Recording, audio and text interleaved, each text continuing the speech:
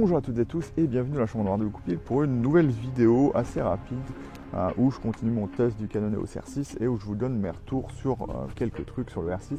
Au final je ne ferai pas de vidéo de test complète du R6 parce que ce sera trop long et des fois quand vous ne voyez pas de vidéo de moi c'est juste que l'upload se fait pendant toute la semaine et je ne peux pas arrêter et mettre une autre vidéo entre les deux.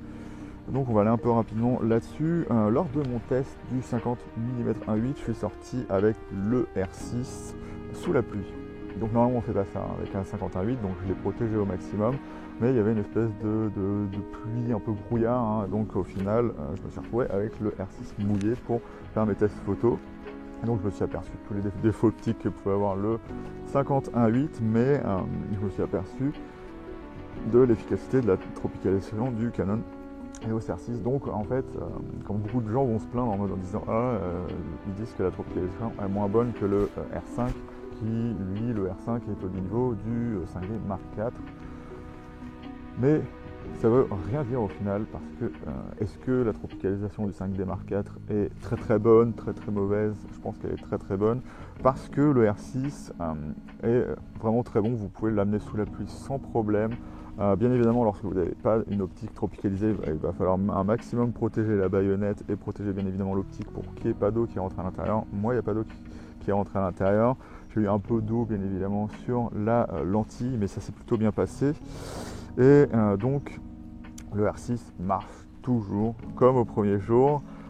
Cependant, je voulais profiter de cette vidéo pour parler d'un truc, c'est que il faut bien faire attention lorsque vous avez un appareil photo tropicalisé. Comme vous avez des boutons dessus, l'eau elle sort pas toute seule de l'appareil photo lorsque vous rentrez chez vous. Il va falloir vous équiper d'une soufflette. Donc moi j'ai une soufflette Rolec qui est un petit peu chère, mais ce qu'il va y avoir comme intérêt, c'est qu'elle a un système spécial où en fait la filtration elle se trouve à l'endroit où en fait on souffle. Et donc du coup l'air rentre dans un filtre. Et donc, pourquoi c'est intéressant? Parce que quand vous soufflez, il y a un effet de pompage qui pourrait faire ressortir les poussières de l'endroit. En fait, quand vous pompez, vous attirez de l'air. Et en fait, les poussières peuvent être coincées dans basiquement là où c'est censé être filtré, là où c'est souvent pas filtré dans les poires. Et lorsque vous soufflez, vous éjectez de la poussière potentiellement sur votre appareil photo. Et donc j'ai pris cette soufflette là qui est vraiment très bien mais un peu chère, donc je vous la mettrai dans la description si vous voulez aller voir. Mais ce qu'il faut faire, c'est prendre votre soufflette et souffler tous les boutons, tout le déclencheur, tout ce qui va avoir des interstices. Le tour de la griffe flash, ce que j'ai constaté sur le R6, c'est que contrairement apparemment au Sony, après j'ai quand même utilisé mon A7 III en même temps sous la pluie, j'ai pas eu de problème de ce côté-là. Il y a une protection là. Sauf que le truc qu'il faudra faire, c'est souffler autour. En fait, si vous soufflez dans la griffe, ça va passer en dessous et ça va sortir sur les côtés. Et donc, toute l'eau est sortie, donc ce qui montre qu'il y a une bonne tropicalisation, parce que sinon l'eau ne serait jamais sortie.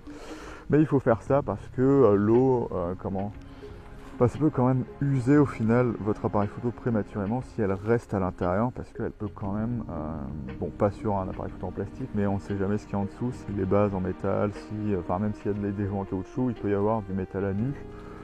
Et donc il faut éviter à tout prix que l'eau se mette à les ronger. Et donc pour la durabilité de votre appareil photo, je vous conseille à chaque fois que votre appareil photo a repris la température de la pièce, ça c'est important, parce qu'il peut y arriver que l'humidité qui soit dans l'appareil photo ou de l'extérieur finisse par rentrer s'il y a un gros choc thermique et se mettre à mettre de la buée dans le viseur ou de la buée encore plus sur votre capteur.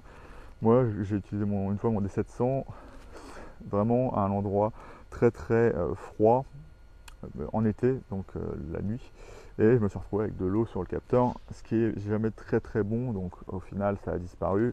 Mais encore une fois, pour la durabilité de l'appareil photo, c'est mieux de par exemple le laisser dans votre sac, d'attendre 30 minutes, 1 heure vraiment s'il fait froid là, comme ici, et de le remettre à l'intérieur. Donc voilà, c'était un test à la fois de durabilité, de la tropicalisation du Canon R6 qui est très bonne, donc le R5 sera encore mieux au final, et ce qu'il faut faire lorsque votre appareil photo est mouillé pour pouvoir le garder plus longtemps même s'il est tropicalisé. Voilà, donc si vous avez aimé cette vidéo, n'hésitez pas à liker bien évidemment. Si vous avez des commentaires sur la façon dont je l'ai utilisé et des questions un peu plus précises dont j'aurais pas parlé, dont je me suis fait même pas idée, Posez-les dans les commentaires, j'y répondrai si elles sont cohérentes, hein, si c'est pas juste, si c'est pas bien et machin. Donc voilà, je vais vous dire salut et à bientôt dans la chambre noire de Goupil.